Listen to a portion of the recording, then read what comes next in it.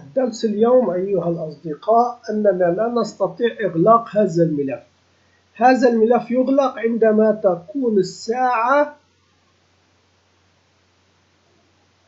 بعد 12 بعد الساعة 12.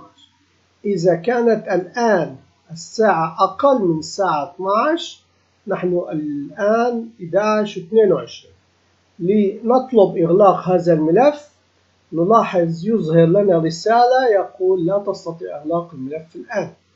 طبعا إننا موجودين في This Workbook ونستخدم ميزة جديدة من ميزات التي قبل عملية الإغلاق.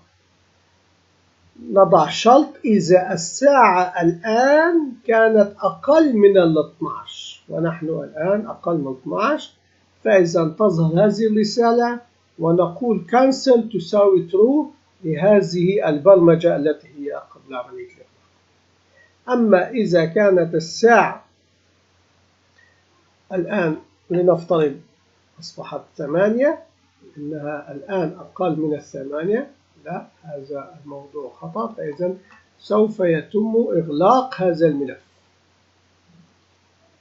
تم إغلاق الملف. فإذا نحن الآن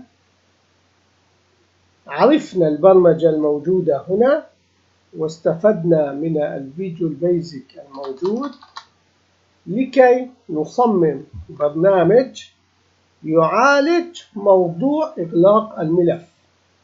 قد نضطر إلى أن يكون الملف مفتوحا في فترات زمنية محددة.